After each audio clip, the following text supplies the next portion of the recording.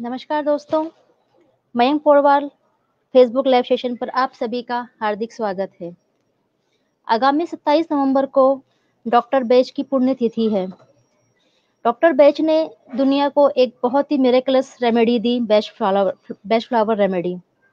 तो doctor batch को अपने श्रद्धा सुमन अर्पित करने के लिए हमने इस बार पूरे सप्ताह उनको समर्पित किया है और उसके रूप में हम आपको बेस्ट फ्लावर रेमेडी क्या है, डॉक्टर बैच कौन थे, उन्होंने कैसे इसका आविष्कार किया और इसमें कितनी रेमेडीज है और ये किस प्रकार से हमारे लिए इस समय मतलब कोरोना काल में लगा लीजिए और जो आज की लाइफस्टाइल है उसमें ये बहुत अधिक लाभदायक है। तो इसकी जानकारी हम प्राप्त करेंगे पूरे इन 6 दिनों में, 5 से 6 के टाइम में। तो आप सभी का पुनः हार्दिक स्वागत है। हमने ग्रंथों में महान लोगों से ये चीज जानी है कि जब हम ईश्वर के लिए कार्य करते हैं, ईश्वर की बनाई हुई इस प्रकृति के लिए जब हम कार्य करते हैं, तो ईश्वर हमारे लिए कार्य करता है और इस चीज को चरितार्थ किया है डॉक्टर बैच ने। डॉक्टर बैच का जन्म लंदन में सन 1836 में हुआ था, 1886 में हुआ था, सॉरी। और उनका जन्म एक बहुत ही सामान्य परिवार में हुआ था, लेकिन उनकी इच्छा थी डॉक्टर बनने की। तो उनकी इस तीव्र जिज्ञासा को देखते हुए उनके पिताश्री ने उन्हें इंग्लैंड के एक मेडिकल कॉलेज में उनका एडमिशन करवाया। वहां उन्होंने बहुत ही लगन से अपने अध्ययन करा और वो उन्होंने चिकित्सा की क्षेत्र में आगे चल के बहुत से कार्य भी किए। अपनी डिग्री प्राप्त करी उन्होंने और वह लंदन के कई मेडिकल इंस्टीट्यूट में उन्होंने अपनी जॉब को ज्वाइन किया। इस जॉब को ज्वाइन करते हुए वे हमेशा समाज कार्य में भी लगे रहते थे। वे अपनी ड्यूटी के अलावा वह अपने लोगों को निःशुल्क उपचार भी देते थे। इसी दौरान उनका परिचय होम्योपैथिक डॉक्टर से भी हुआ। उन्होंने होम्योपैथिक चिकित्सा को भी सीखा। तो एलोपैथिक और होम्योपैथी के द्वारा वो जन सेवा कर रहे थे, लेकिन उनके मन में हमेशा ये होता था कि मैं एक ऐसी चिकित्सा पद्धति को जानूं या आविष्कार करूं जो बिल्कुल प्राकृतिक हो, जिसका कोई भी साइड इफेक्ट ना हो और एक छोटे नवजात शिशु से लेकर एक वृद्ध व्यक्ति तक उसको उपचार में प्रयोग ला सके और अन्य चिकित्सा पद्धति के साथ भी वो उसको प्रयोग में ला सके, ऐसा उनकी इच्छा थी। और ये विचार उनके मन में हमेशा चलते ही रहते थे। लेकिन 1917 में ऐसा हुआ कि उनकी तबीयत थोड़ी सी नासाज रहने लगी। तो उन्होंने अपना चेकअप करवाया तो मालूम पड़ा कि उनके पेट में कैंसर है। तो डॉक्टरों ने उन्हें बताया कि अब आपकी जो आयु है 6 माह की शेष रह गई है और आप इसको जिस तरह से व्यतीत करना चाहें आप इसे व्यतीत कर सकते हैं। तो जितने व्यथित हुए अपनी बीमारी से नहीं हुए, उतने व्यथित हुआ यह सोच के हुए कि जो मेरा उद्देश्य था, जो मैं चाहता था कि मैं दुनिया को कुछ ऐसा देके जाऊं जो प्राकृतिक चिकित्सा पर आधारित हो, अब वो मैं नहीं दे पाऊंगा। इन चीजों से अपनी बीमारी के साथ साथ इस सोच से वे घोर निराशा में डूब गए और अपने पैतृक गांव मोजली चले गए। उनका जो गांव था वह प्राकृतिक नजारों से भरपूर था। वहां पे समुद्र तट भी था, पहाड़ भी थे, जंगल भी थे। तो वे अपना समय उन प्राकृतिक नजारों को देखकर व्यतीत करने लगे और निराशा में तो वे थे ही। एक बार जब वो जंगलों में विचरण करते हुए एक विशेष प्रकार के पेड़ के पास पहुंचे, क्योंकि जंगलों के जो पेड़ होते हैं 70-80 फीट ऊंचे होते हैं।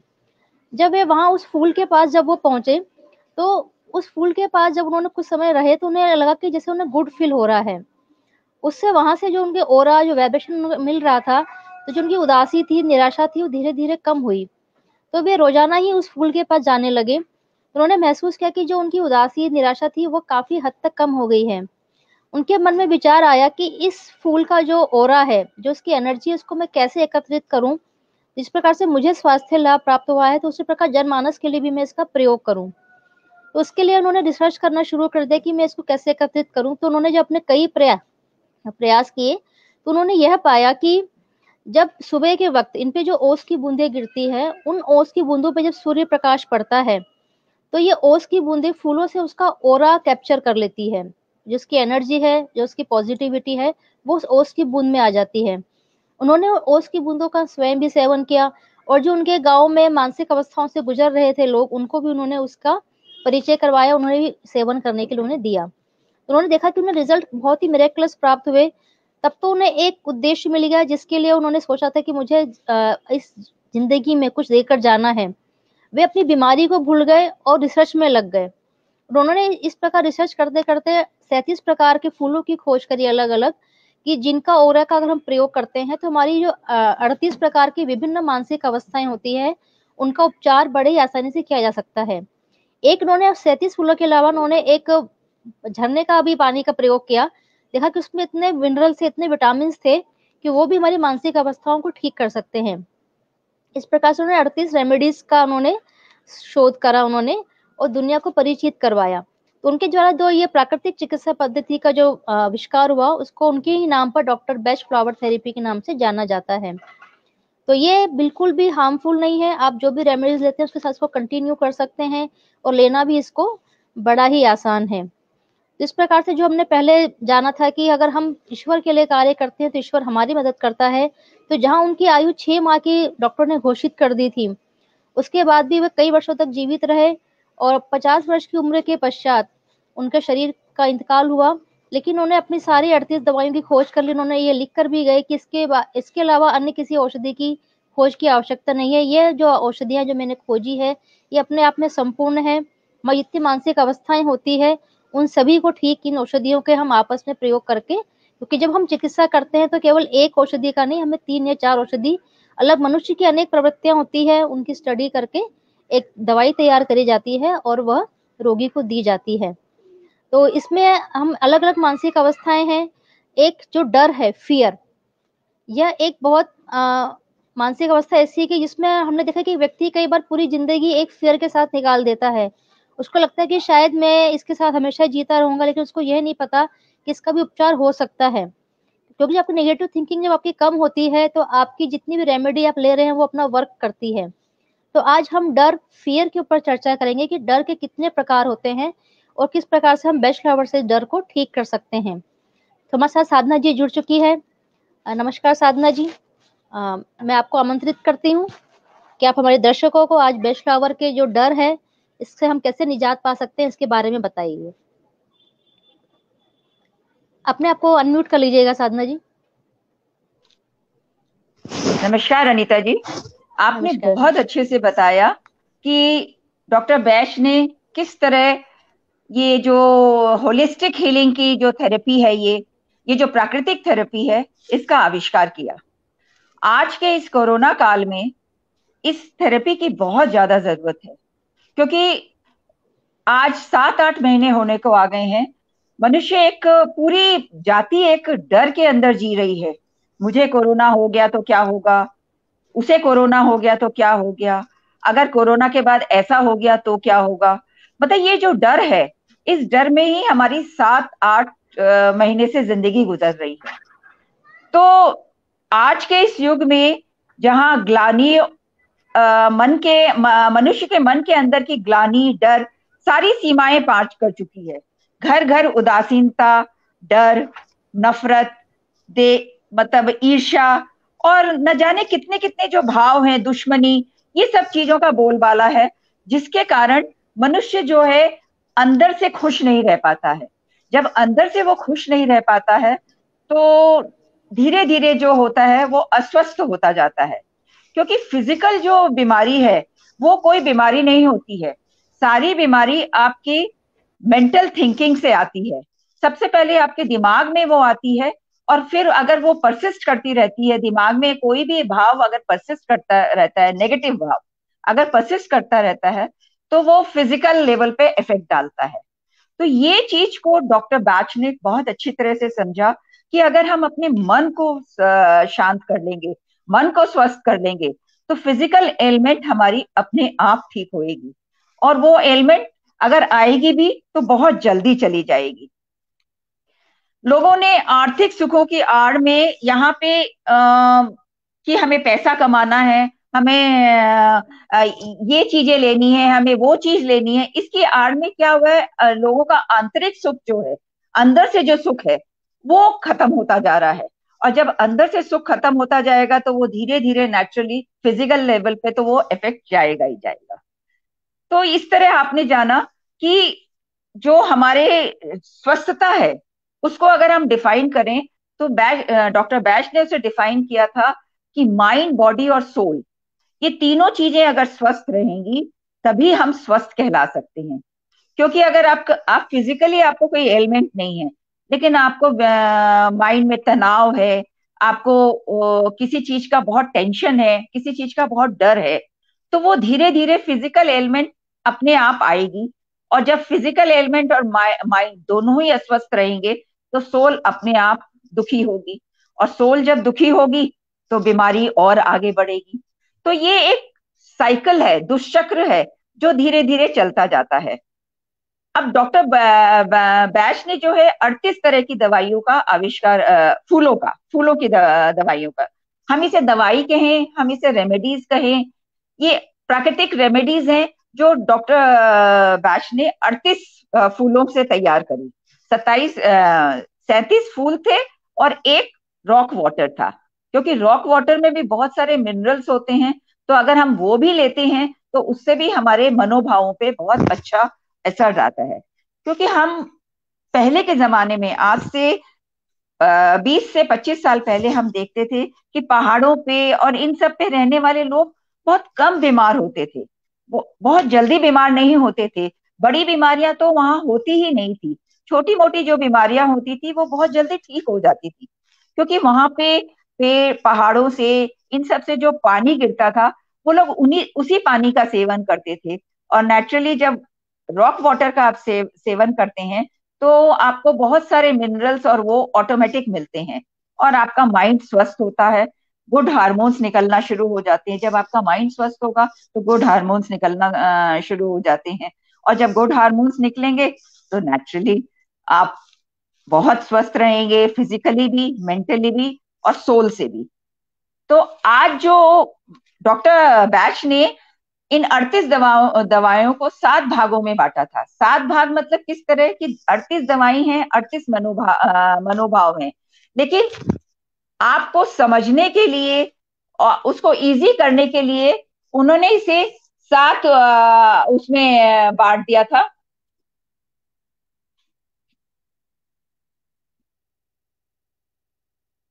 हेलो, उन्होंने इसे 7 भागों में बांट दिया था। तो वो 7 जो तरीके थे उसमें था, सबसे पहला जो तरीका था कि डर, इंसान जो एक डर का भाव होता है वो किस तरह का होता है। दूसरा था, इंसान अनिश्चितता रहती है उसमें, कोई भी चीज की निश्चितता नहीं है, मैं ये करूं, मैं वो करूं। तीसरा था, ऐसा इंसान जिसको वर्तमान में रुचि ही नहीं है, तो वो इंसान भी एक तरह से देखिए तो उसका मनोभाव जो है वो काफी अस्वस्थ है। चौथा तरह के लोग होते हैं जो एकांत में रहना चाहते हैं, और पांचवें तरह के लोग होते हैं जो बहुत जल्दी दूसरों से प्रभावित हो जाते हैं, और फिर छठे तरह के लोग जो बहुत निराशा, उदासीनता, इसमें रहते हैं। और कुछ लोग तो ऐसे होते हैं जो दूसरों की भलाई के लिए ही सोचते रहते हैं, अपने बारे में तो सोचते नहीं है। तो ऐसे लोग 7वें भाग में आते हैं। तो इस तरह डॉक्टर बैच ने 7 भाग किए थे, बेसिक 7 भाग किए थे। तो उसमें जो पहला भाग है डर, उसके बारे में हम आज बात करना चाहेंगे। डर, डर भी हम अगर देखें तो इंसान का जो कोई भी सक्सेसफुल नहीं होने का एक कारण जो है, हर किसी में अनसक्सेसफुल होना, ये उसका एक बहुत बड़ा कारण है कि आपके अंदर एक डर रहता है। क्योंकि वो डर है, इसीलिए आप कोई भी कार्य शुरू करने से पहले घबराते हैं। आप कोई भी कार्य शुरू करने करने से पहले ही आपको डर लगने लगता है कि वो काम होगा कि नहीं होगा, उसमें सफलता मिलेगी कि नहीं मिलेगी। ये जो भाव होते हैं ये आपकी सफलता को आपसे दूर कर देते हैं। और जब ये भाव दिनों दिनों, महीनों महीनों आपके अंदर होता है, तब धीरे धीरे आपके स्वास्थ्य पे, फिजिकल लेवल पे असर आने लगता है और आदमी बीमार पड़ जाता है। तो अगर हम शुरुआत में ही अपने इस डर के भाव को अपने मन से निकाल दें तो फिजिकल अस्वस्थता तो आएगी ही नहीं। तो हम जानते हैं डर, आज हम जानते हैं डर कितने प्रकार के होते हैं। तो डर होते हैं 5 प्रकार के। उसमें सबसे पहला जो डर है वो ऐसा डर है जिसमें आप रोजमर्रा की जिंदगी में आपको डर लगता है। आप रोजमर्रा की जिंदगी में आपको किसी मनुष्य से डर लगता है, किसी जानवर से आपको डर लगता है, या अंधेरे से आपको डर लगता है। तो जब ये जो डर है, आप रोज की जिंदगी में ऐसे डर के साथ अगर आप जीते हैं तो आप कोई भी काम करने से पहले, अगर आप उस मनुष्य से आपको बात करना है तो आप बात नहीं कर पाते हैं। आपको अंधेरे कमरे में जाके लाइट जलानी है तो आप लाइट नहीं जला पाते हैं। ऐसी जो चीजें होंगी, तो आपकी छोटी छोटी चीजें जो है आपकी रुक जाती हैं, छोटे छोटे काम आपके रुक जाते हैं। तो ऐसे में हम बैच फ्लावर की मिमुलस दवाई के साथ साथ उस इंसान की जो उस टाइम की परिस्थिति है, उस टाइम के भाव हैं, उसको देखते हुए, उसको समझते हुए मिमुलस के साथ साथ और दवाइयों का मिश्रण करके अगर हम वो मिश्रण उन्हें दें तो उन्हें इस डर से काफी हद तक, या मैं कहूंगी कि 100% आराम आ जाएगा। जैसे मैं उदाहरण दूं यहाँ पे अपने पेशेंट्स के, मैं उदाहरण देके आप लोग को समझाती हूँ कि एक बार हमारे पास एक बिजनेसमैन आया। उससे बहुत, मतलब उसकी वाइफ को ये डर लगा रहता था कि हमारे जो परिवार है उसके ऊपर बहुत विपत्ति आने वाली है। क्या कारण था? हमने जब उनसे बात करी तो हमें पता चला कि उन्होंने अभी अभी वो नई कोठी में शिफ्ट हुए हैं। बहुत पूजा काट पाठ करके, बहुत देख समझ के उन्होंने वो कोठी ली थी। और कोठी में आने के बाद जब वो धीरे धीरे वहां पे रहते हुए इन्हें 10-15 दिन हो गए, तो आसपास के लोगों से उन्हें पता चला कि ये कोठी काफी दिनों तक खाली थी और इसमें कोई किराए पे भी नहीं आना चाहता था, क्योंकि इस कोठी के बारे में ये फेमस था कि इस कोठी में नकारात्मक आत्माएं रहती हैं। ये चीज उस जो कोठी की मालकिन थी उसके अंदर ये चीज एकदम घर कर गई, और तो एक डर पैदा हो गया कि अब तो मेरी परिवार के ऊपर एक कोई भी विपत्ति आ सकती है। और इस डर में उसका धीरे धीरे धीरे 15 दिन 20 दिन उसके बाद उसे ऐसा डर लगने लग गया कि उसके फिजिकल लेवल पे इफेक्ट आने लग गया, और वो कोई भी काम करने में असमर्थ होने लग गई। कोई भी खाना बनाने में उसे मन नहीं लगता था। खाना बनाती तो उसे लगता कि यहाँ पे कुछ हो जाएगा, मेरे पैर में कुछ हो जाएगा। पैर में दर्द रहने लग गया, हाथ में दर्द रहने लग गया। कितने उन्होंने पेन किलर्स लिए, लेकिन कोई भी चीज का उससे आराम नहीं आया। ऐसे में हमने उसे मिमुलस के साथ साथ और बैच फ्लावर दवाइयों का मिश्रण दिया, तो 15 दिन में ही उन्हें काफी आराम आ गया। और ये दवाई उन्होंने जब 2 महीने तक ली, इन दवाइयों का मिश्रण उन्होंने 2 महीने तक लिया, तो उन्हें पूरी तरह से आराम आ गया। और आज वो आराम से बहुत कुछ काम कर रही हैं, उन्हें कोई भी डर नहीं लगता। और उस कोठी में रहते हुए आज उन्हें साल भर हो गया है। ऐसे ही अगर मैं दूसरा उदाहरण दूं, तो कई बार क्या होता है, कीर्तन मंडली होती है। तो एक बार ऐसे ही कीर्तन मंडली में सारी रात कीर्तन करने के बाद किसी जो कीर्तन मंडली के जो मेन सदस्य थे, उन्हें उनका गला खराब हो गया। और गले में सोचिए, वो गला खराब होने के बाद वो काफी दिनों तक परसिस्ट किया, उन्हें इन्फेक्शन हो गया। और काफी इलाज करने के बाद वो उनका गला जो है ठीक नहीं हुआ। ठीक है, 2 महीने बाद 3 महीने बाद उनके गले में कुछ आराम आया, लेकिन उनके अंदर ऐसा डर बैठ गया कि अब वो कोई भी कीर्तन में जाने से पहले उन्हें डर लगने लगता कि मेरा गला खराब हो जाएगा। और वो कीर्तन सोचिए कर ही नहीं पा रहे थे। अब ये उनका काम था। अगर ये डर उन्हें रहेगा तो उनका आगे काम कैसे चलेगा? ऐसे में हमने बैच फ्लावर की मिमुलस दवाई के साथ साथ उन्हें 2-3 और दवाइयों का मिश्रण दिया। तो आप ये सोचिए कि जो जहां उन्हें ये डर था और हर थोड़े से दिन में उनका गला खराब हो जाता था, 1 महीने के ट्रीटमेंट से उन्हें काफी आराम आने लग गया, काफी आराम हो गया।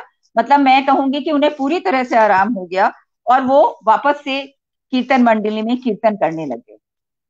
ऐसे ही एक एमबीबीएस की वो थी, पेशेंट थी, एमबीबीएस पढ़ने की स्टूडेंट थी। तो उसे हर बारिश में पूरी बॉडी में सोचिए फोड़े फुंसी, मतलब उसे बारिश के पानी से एलर्जी थी। अब वो जब उसे एलर्जी होती थी तो वो दवाइयां ले लेती थी, तो वो एलर्जी उस टाइम के लिए उसे ठीक हो जाती थी। लेकिन हर सोचिए बारिश के 2-3 महीने उन्हें हर थोड़ी थोड़ी सी दिन में ये वापस से प्रॉब्लम हो जाती थी। एक सीजन तो उन्होंने वो ड्रग्स लिए, एलर्जी की दवाइयां ली, तो एलर्जी ठीक होती गई, फिर आती गई, ऐसा उनका चलता गया। लेकिन क्योंकि वो एमबीबीएस की स्टूडेंट थी, उन्हें पता था कि अगर वो दवाइयों से इस तरह से अपनी एलर्जी को दबाएंगी तो ये लॉन्ग रन में कोई बड़ी बीमारी के रूप में भी उभर सकती है। तो ऐसे में वो पूर्ण रूप से ठीक होने के लिए बैच फ्लावर की ओर अग्रसित हुई, और हमने उन्हें मिमुलस के साथ साथ और भी दवाइयों का, जैसे क्रैब एप्पल, इन सब दवाइयों का मिश्रण दिया।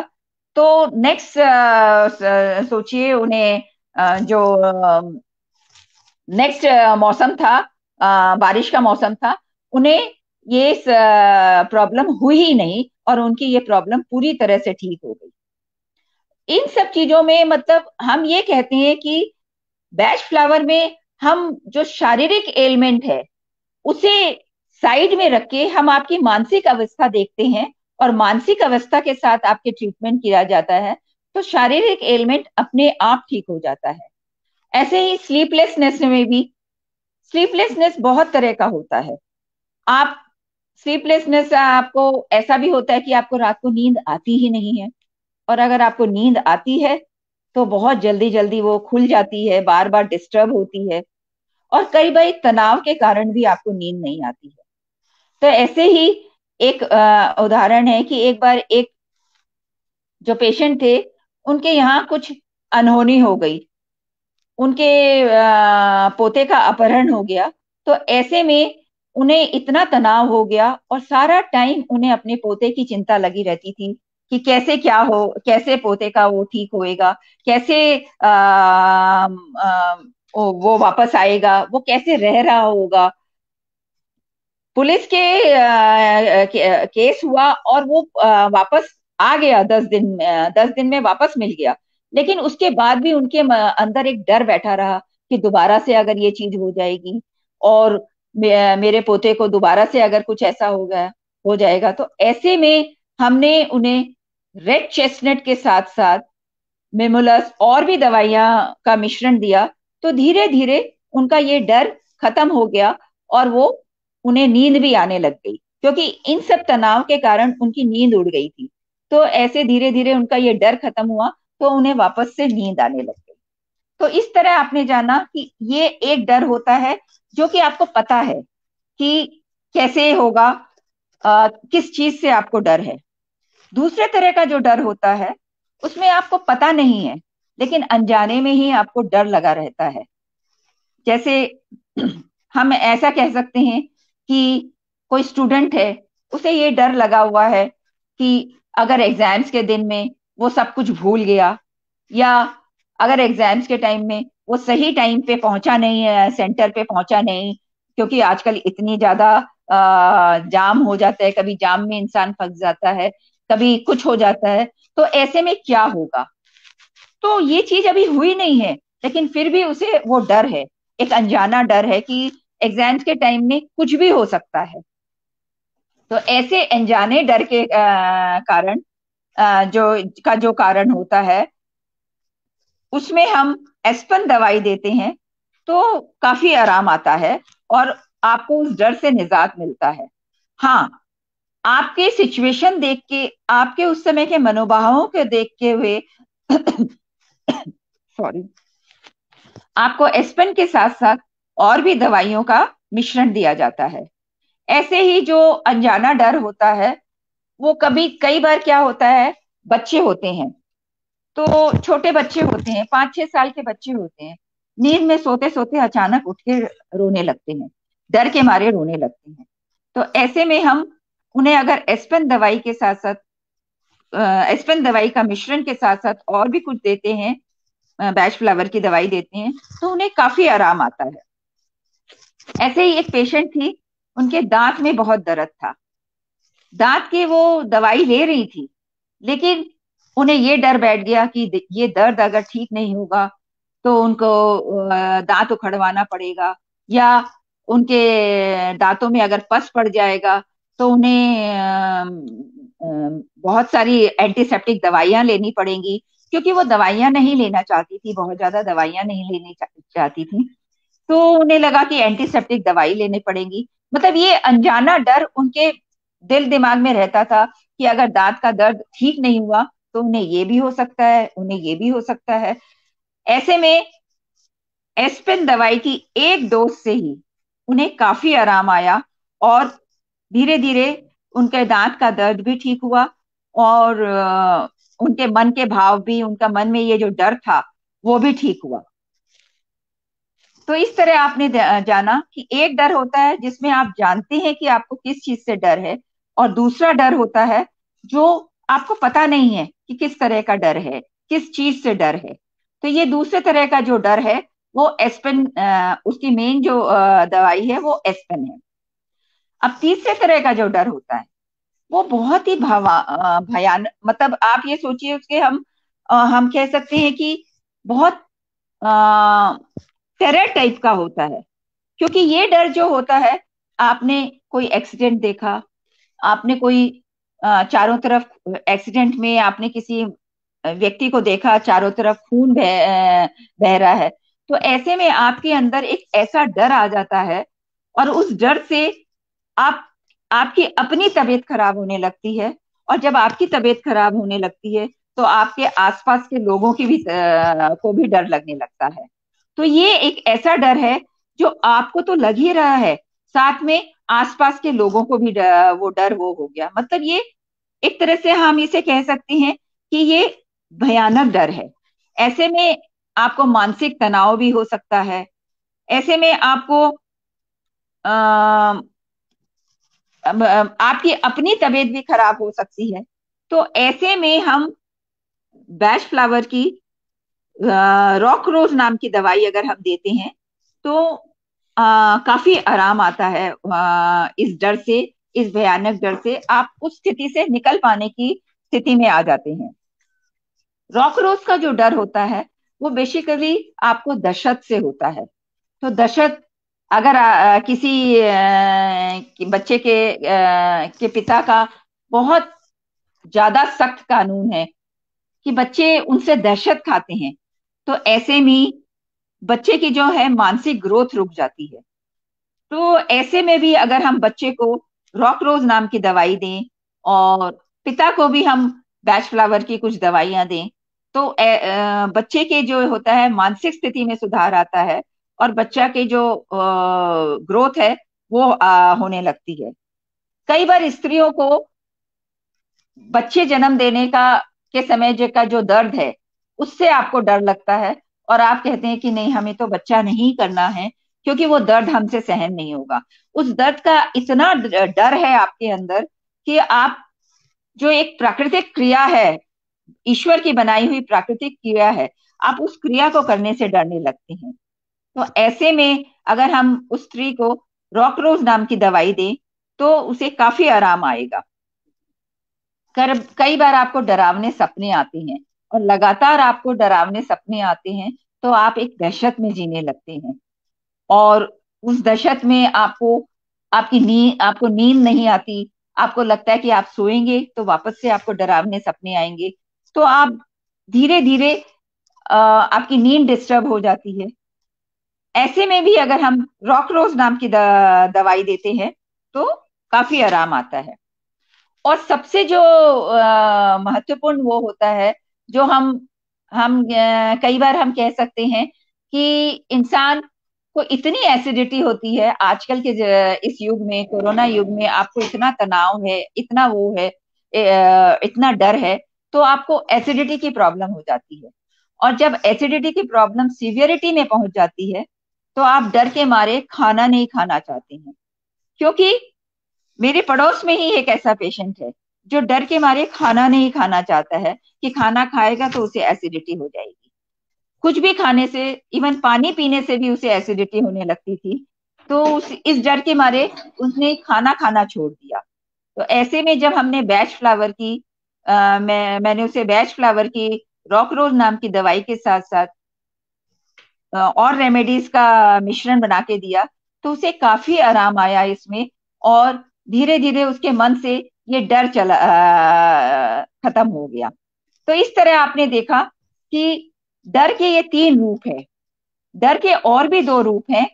अब मैं अनीता जी को आमंत्रित करूंगी कि वो उसके बारे में बताएं कि डर के उन रूपों के बारे में। आइए अनीता जी। धन्यवाद साधना जी। आपने बहुत अच्छे से बताया कि जो फियर, डर है, जो हम सबके अंदर कहीं ना कहीं किसी न किसी रूप में होता है, तो उसके कौन से रूप हमारे अंदर है, इसको हमने आज जाना, 3 रूपों को, कि कैसे उसको हम पहचान के उसका उपचार ले सकते हैं और उसके आगे बढ़कर हम अपनी जिंदगी को सफल बना सकते हैं, अपने उद्देश्यों को हम पूरा कर सकते हैं। क्योंकि कई बार ये डर ही हमें सफल होने से रोक देते हैं। हम हर समय उस डर के साथ जीते हैं कि ऐसा हो जाएगा तो मैं कैसे अपने आप के साथ कॉम्प्रोमाइज कर पाऊंगा। तो इस प्रकार से हमें इन चीजों से, डर से निजात हम बेस्ट फ्लावर से अपने आप हम कर सकते हैं। तो इस प्रकार से हमने 3 डर के बारे में जाना। अब हम 2 डरों के बारे में जानते हैं कि वो किस प्रकार से हैं। इसमें से एक डर आता है जो चेरी प्लम की श्रेणी में आता है। इस श्रेणी के अंदर वह डर आता है कि जिसमें व्यक्ति का अपने आप के ऊपर कंट्रोल नहीं होता। अपने ऊपर वो कंट्रोल बहुत जल्दी खो देता है। कि हमने अपनी सोसाइटी में बहुत से ऐसे लोग देखे हैं कि जो छोटी छोटी सी बातों पर, जैसे हम कहते हैं सामान्य भाषा में, आपा खो देना, वो लोग अपना आपा खो देते हैं। किसी ने थोड़ा सा भी उनसे कुछ कहा या कुछ गाली गलौज पे उतर आते हैं, वो लोग मारने पीटने पे उतर आते हैं, यहाँ तक कि इवन मर्डर भी कर देते हैं। हम रोड एक्सीडेंट की खबरें जब न्यूज़पेपर में पढ़ते हैं कि एक व्यक्ति की कार दूसरे व्यक्ति की कार से टकरा गई और उसमें से एक व्यक्ति निकला और उसने सामने वाले का मर्डर कर दिया। हम भी सोचते हैं कि ऐसी छोटी सी बात के लिए अगर टक्कर हो भी गई थी, ये तो एक जायज बात है कि आप सड़क पे गाड़ी लेके निकले हैं तो उस पर स्क्रैच भी पड़ेंगे, एक्सीडेंट भी होंगे, उसमें मर्डर करने वाली ऐसी क्या बात थी। लेकिन वास्तविकता यह है कि जिस व्यक्ति ने मर्डर किया है, उसके अंदर जो इस प्रकार के हार्मोन्स है, उसका कंट्रोल नहीं है अपने ऊपर। तो ये उपचार उसका बचपन में नहीं किया गया, तो उसकी प्रवृत्ति इतनी बढ़ गई कि मर्डर तक आ पहुंचा है। ऐसे में क्या है, उस क्षणिक आवेश से, उसके क्षणिक बिहेवियर से पूरी जिंदगी उसको अब जेल में व्यतीत करनी पड़ेगी। और अगर वो बहुत ही, जैसे कहते हैं ना कि उसकी पहुंच है और वो बार बार छूट जाता है, जेल जाके आता है, तो वो घटना फिर से रिपीट करेगा, क्योंकि उसका अपने आप पे कंट्रोल ही नहीं है। ऐसे आपने व्यक्ति अपने घर में भी, आसपास भी देखे होंगे कि ऐसे व्यक्तियों को लड़ाई झगड़ों में नहीं भेजा जाता। क्योंकि अगर ऐसे व्यक्ति लड़ाई झगड़े में जाते हैं तो वे स्वयं भी जानते हैं कि हो सकता है कि जरा सी बात पे वो थप्पड़ मुक्के पे उतर आए और उनके हाथ से कुछ भी हो सकता है।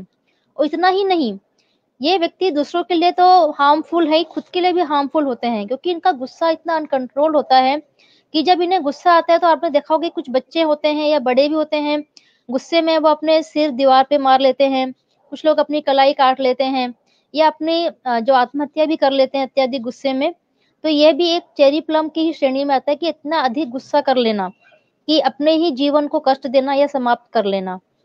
लेकिन इसका भी उपचार बेस्ट फ्लावर में बहुत ही आसानी से उपलब्ध है। इसके द्वारा रेमेडी हम जब देते हैं इसमें, क्योंकि हम व्यक्ति के बिहेवियर पर ट्रीटमेंट करती है, तो चेरी प्लम तो उसका एक बिहेवियर हुआ, उसका हम और भी स्टडी करते हैं। या तो पेशेंट हमसे जब खुद मिलता है या कोई अगर उसके परिवार वाले या मित्र उसका उपचार करवाते हैं, तो उसके बारे में हम और भी जानकारी प्राप्त करते हैं कि उसका बिहेवियर पैटर्न किस प्रकार का है। जैसे मैंने पहले बताया कि 38 प्रकार के हमारे बिहेवियर होते हैं, हमारी मानसिक अवस्थाएं होती है, तो उसकी पहले हमें स्टडी करनी होती है और उसके अनुसार फिर हम उसके लिए एक दवाई का फार्मूला तैयार करते हैं और उसे पेशेंट को दिया जाता है। और इस उपचार पद्धति का एक बेस्ट पार्ट ये भी है कि यह, जैसे कि आपको पता है कि यह पेशेंट उपचार नहीं लेगा, अगर हम उसको समय देंगे दवाई की भी आप इसको ले लेना 3 टाइम, तो वो नहीं लेगा।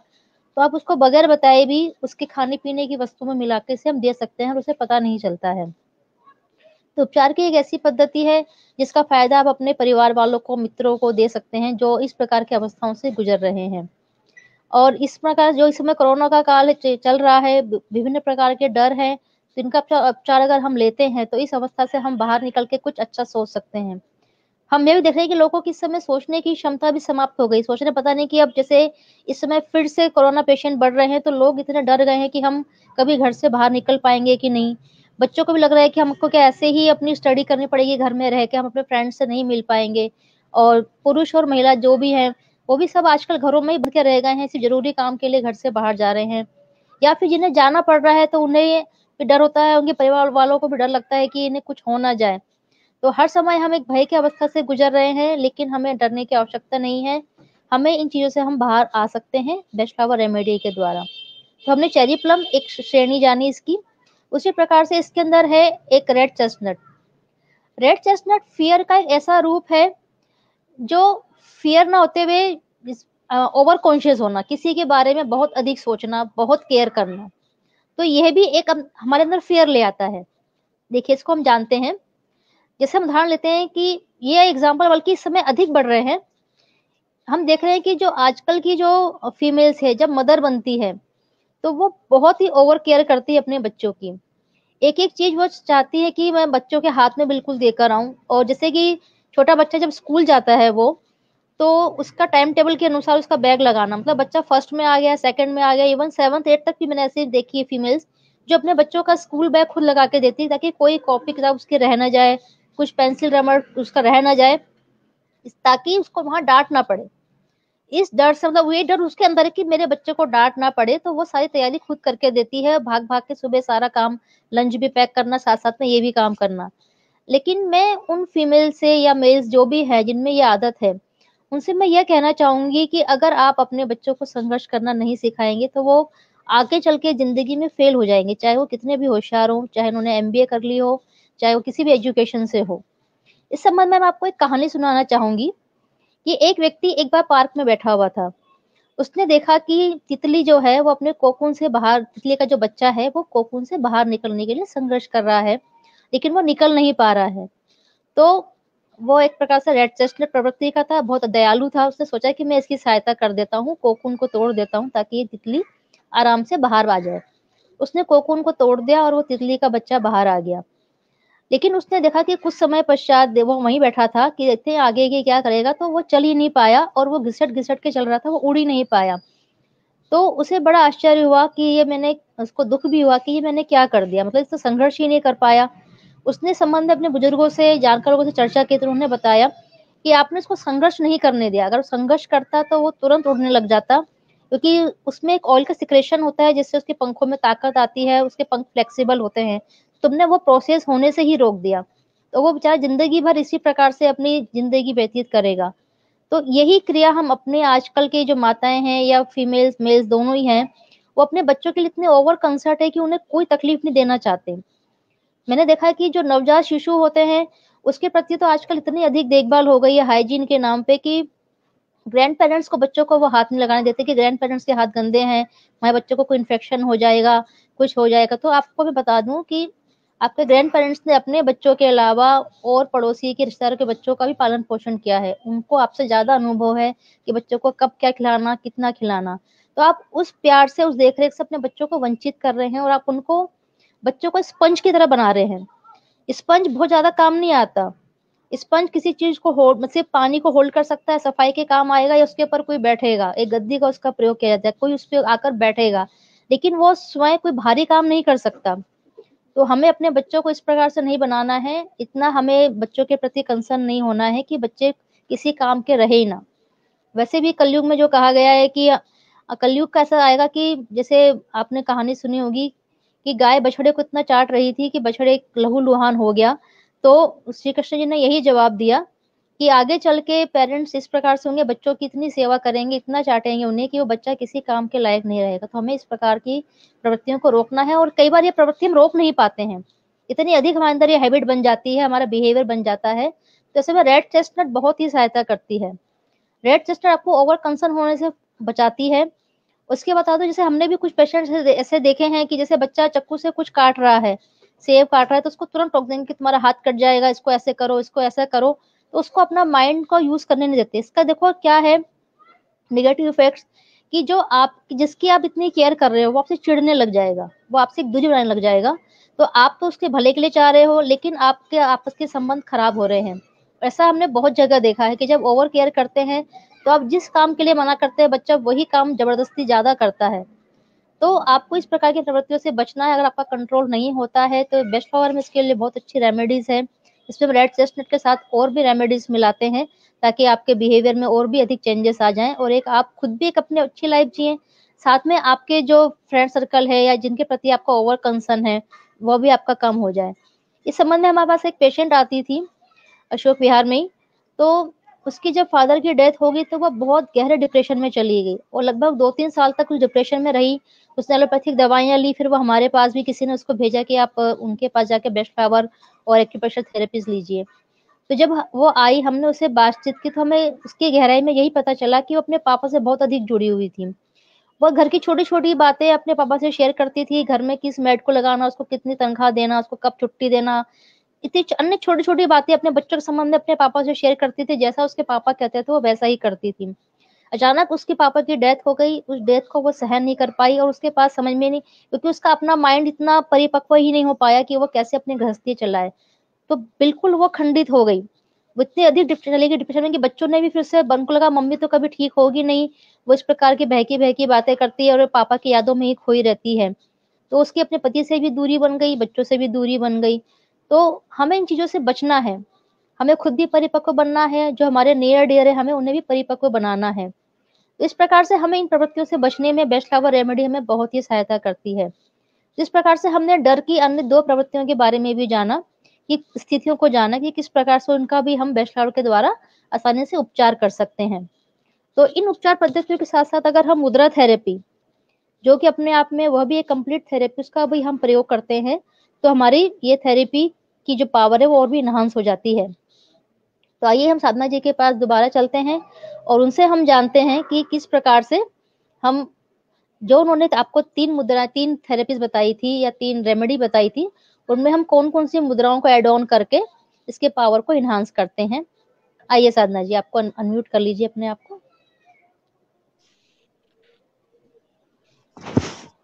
धन्यवाद अनीता जी, बहुत अच्छे से आपने बताया कि ये जो डर के जो बाकी 2 रूप हैं, तो इस तरह हमने डर के 5 रूप के बारे में आपको बताया। और मेन कारण है डर। डर किसी भी तरह का हो सकता है। ये 5 रूप जो हमें पता चले, तो इसके बैच फ्लावर थेरेपी की दवाइयां रेमेडीज लेने के साथ साथ अगर हम मुद्रा थेरेपी भी करते हैं तो इसका इफेक्ट आप ये सोचिए कि 100% से भी बढ़कर 200% हो जाता है, क्योंकि मुद्रा थेरेपी भी अपने आप में एक सफल थेरेपी है। आप उसको भी आप करते हैं, कोई भी मुद्रा को आप 24 घंटे में अगर 30 मिनट्स के लिए करते हैं और अगर आप बैठ के करते हैं तो वो 30 मिनट्स का आपको मैक्सिमम फायदा मिलता है। हाँ, आप चलते फिरते उठते बैठते कैसे भी कर सकते हैं उसको। तो मैं ये जो बात बता रही हूँ कि बैठ के करने का, वो है आपको मैक्सिमम फायदा लेने का। नहीं तो आप चलते फिरते उठते बैठते एक हाथ से कैसे भी आप कर सकते हैं। तो आइए मैं बताती हूँ कि डर के लिए आपको कौन कौन सी मुद्राएं करनी पड़ेंगी। जो मैंने आपको मेमुलस, एस्पेन और रॉक रोज के बारे में बताया, ये तीनों ही ऐसे डर हैं। एक अनजाना डर है, एक में आपको पता है डर है।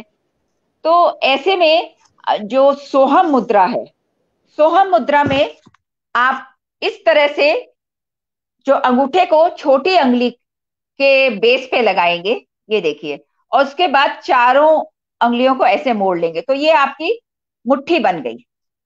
ये है आपकी सोहम मुद्रा। ऐसे अगर आप दोनों हाथ से मिला के, और जब ये आप ये मुद्रा बनाते हैं, ये मुद्रा को आपको पेट के पास रखना है और उसके बाद आपको ओम का उच्चारण करना है। चाहे वो जितना आपके पास टाइम है, चाहे आप वो 7 बार करें, चाहे वो 21 बार करें, चाहे वो 100 बार करें, लेकिन आपको ओम का उच्चारण करना है, बैठे बैठे ओम का उच्चारण करना है। और जब आप ओम का उच्चारण करते हैं, उससे पहले आपको सांस लेनी है, और जब उच्चारण कर लेते हैं तो आपको सांस बाहर निकालनी है। सांस बाहर निकालने के बाद आपको पेट को अंदर करके 2 मिनट तक रहना है आपको।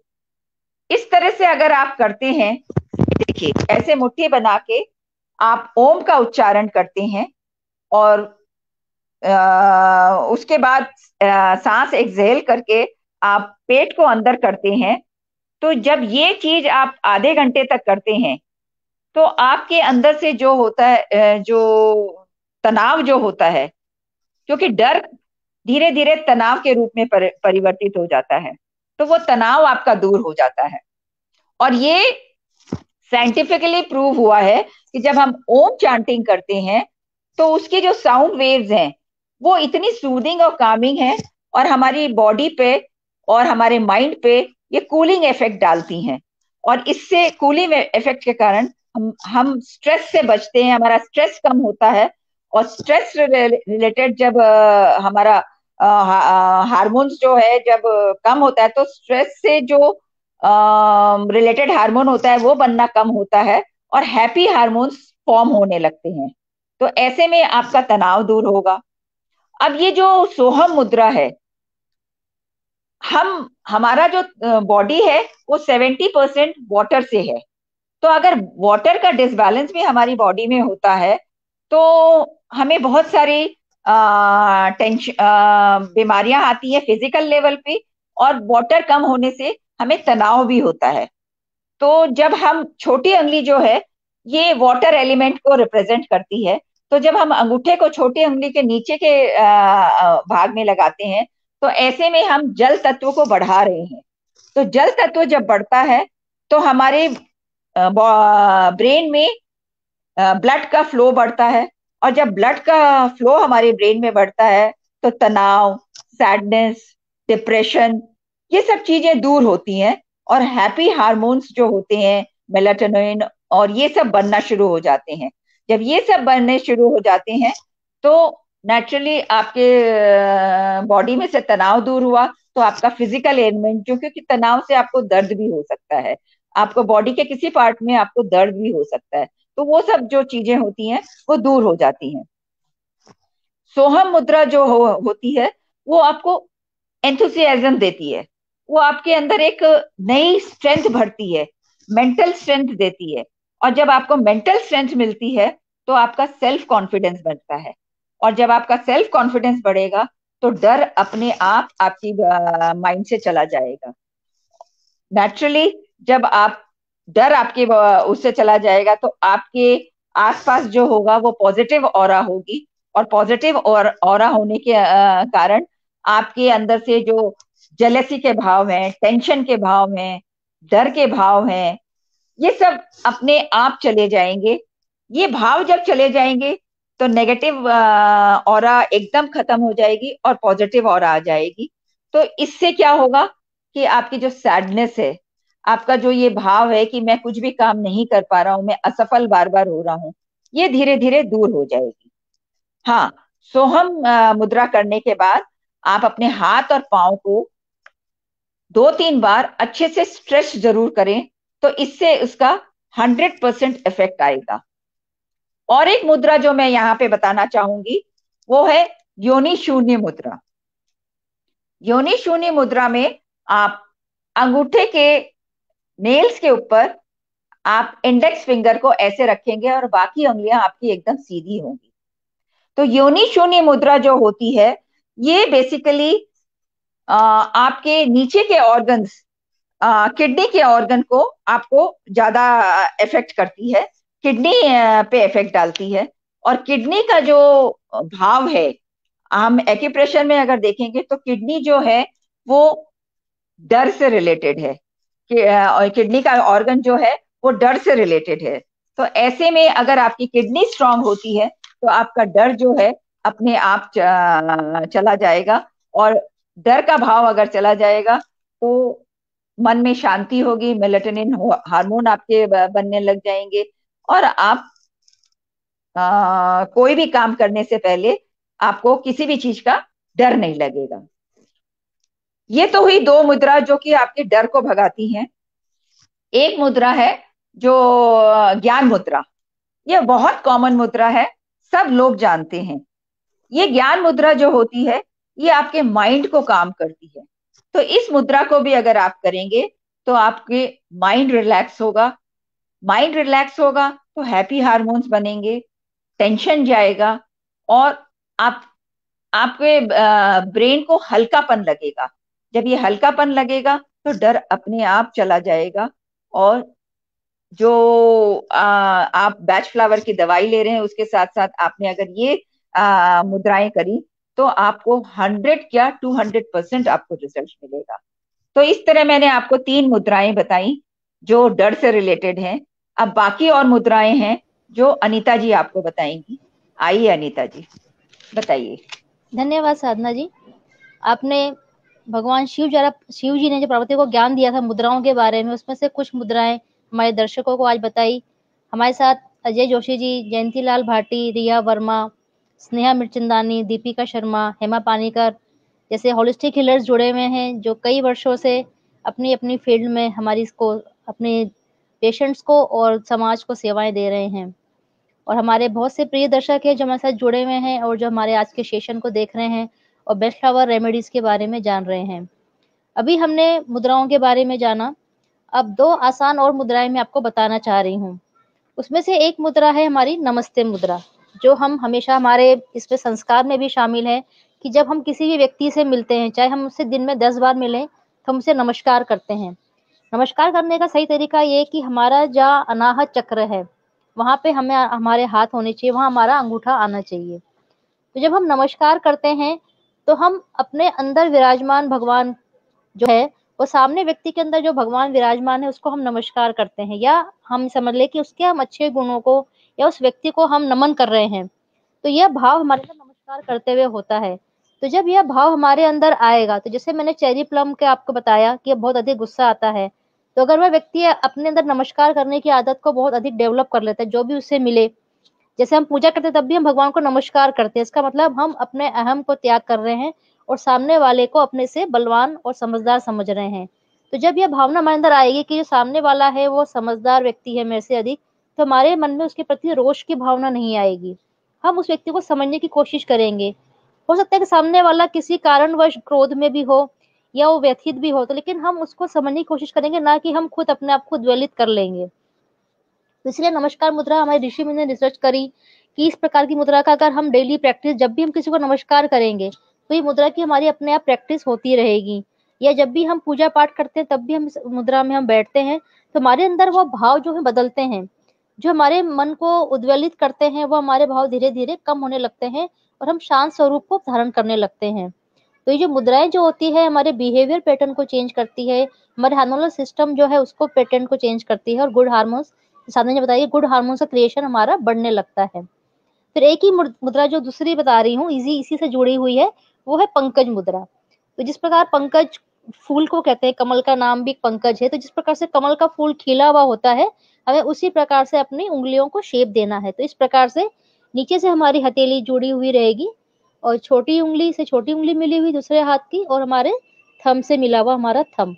तो जिस प्रकार से कमल का फूल खिला हुआ होता है, उसी प्रकार से हमें इस मुद्रा को बनाना है।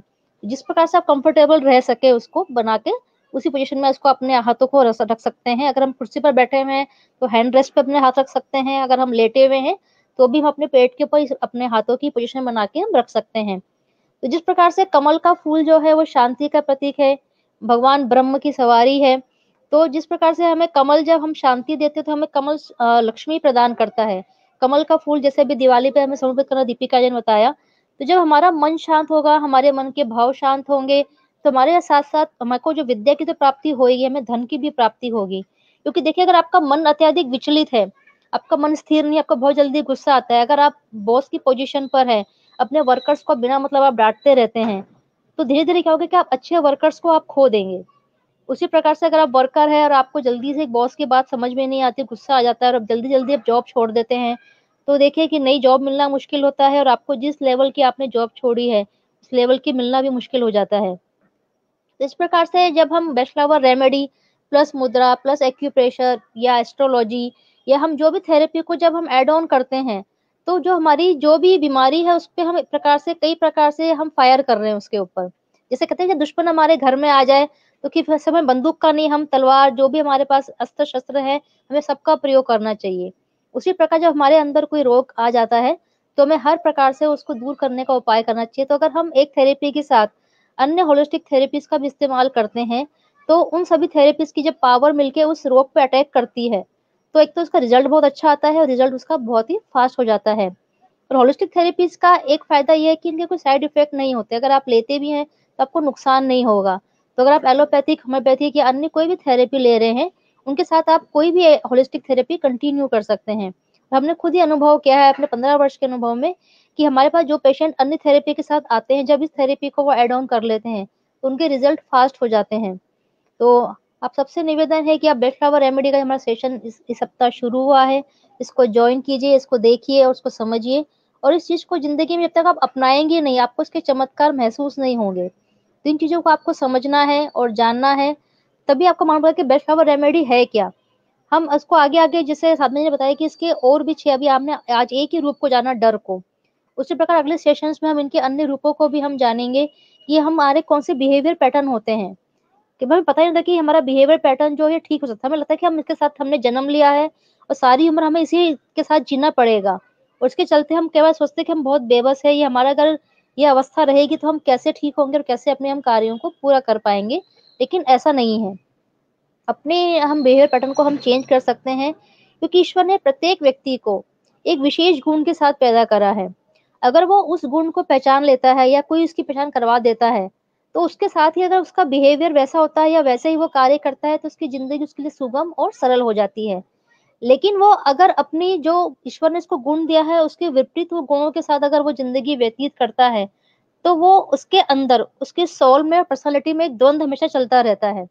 और ये द्वंद जो होता है इसके अंदर नेगेटिविटी लेके आने लगता है, और वो लाचार हो जाता है कुछ समय पश्चात, तो जो कार्य वो करना चाहता है वो नहीं कर पाता है, तो बेबस होके वो निढाल हो जाता है। तो ऐसा कुछ करने की जरूरत नहीं है, आप फिर से अपनी लाइफ फिर से स्टार्ट कर सकते हैं, बेस्ट फ्लावर अन्य रेमेडीज को अपना के एक अपनी सुखद और एक अपनी अच्छी जिंदगी व्यतीत कर सकते हैं। तो मैं चाहूंगी कि आप इस सेशन को खुद तो ज्वाइन कीजिए ही, आपके जो नियर डियर हैं, जो इस समय इन अवस्थाओं से गुजर रहे हैं, वो भी इसको अवश्य देखें, जानिए, और इसको जानेंगे, समझेंगे तो समझ में आएगा उन्हें कि हम इन चीजों से बाहर निकल सकते हैं। तो आप सभी का, दर्शकों का बहुत बहुत धन्यवाद, साधना जी का भी बहुत बहुत धन्यवाद, और हमारे सभी होलिस्टिक हीलर्स और दर्शकों को बेहद धन्यवाद। हम कल फिर एक नए बिहेवियर पैटर्न के साथ आपके साथ जुड़ेंगे। तब तक के लिए नमस्कार, धन्यवाद।